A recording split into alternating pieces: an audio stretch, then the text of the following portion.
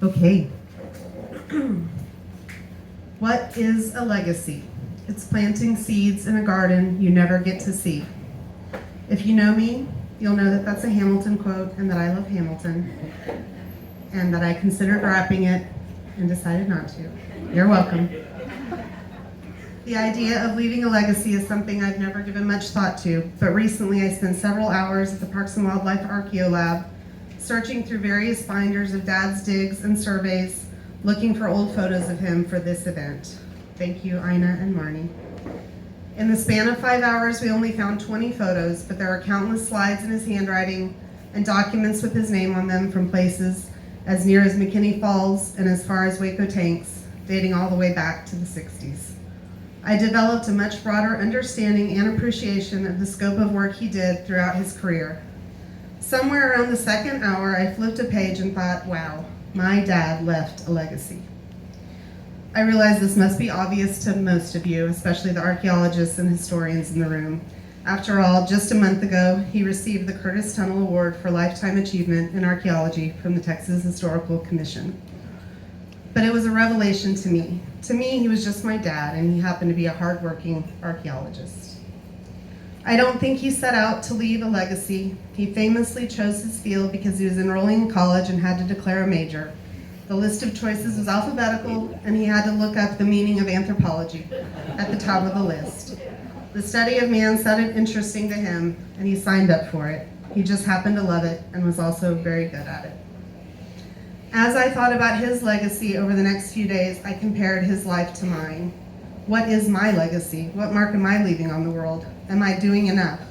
How can I be sure I'm remembered when I'm gone? Is it too late? I even found myself thinking, damn, I should have been an archaeologist. And then I came across this quote about legacies from Shannon Alder. Carve your name on hearts, not tombstones.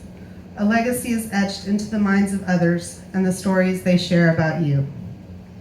That changed my thinking about what a legacy is and perhaps what it should be. What is his legacy to me and to my family? What are the lessons he taught me? What idiosyncrasies will I remember? What traits and habits did he pass on that live in me and will live in my children when I am gone? So, here are a few habits and lessons I attribute to my dad. I cannot claim to embody all of them, but I certainly aspire to. I made a lot of these up. He didn't actually say these things. Keep your shovels sharp and your mind sharper. Know your knots and always carry a pocket knife. Spray paint your tools a specific color so you don't lose them. Just don't choose fluorescent orange because that's Dad's color. The best road trip starts before dawn. Watching the dawn break and the sunrise makes even a commute to work feel like an adventure. If you want to invite further adventure, try picking up hippie hitchhikers or painting Jim Morrison quotes on the outside of your truck. If you have gorgeous fingernails like my dad, why not wear them long, even if you're a manly man? People are always impressed when you recite a poem by heart or quote Mark Twain from memory. A nostalgic song delivered with gusto never goes amiss either. When you set and break down camp, you should have a system and do it the same way every time for optimal speed and efficiency. Your kids will complain, but they'll understand later. And finally, if you're going to do something, do it thoroughly and to the absolute best of your abilities. Except when it comes to writing reports, you should put those off as long as possible. Much like this speech that I have written for you today.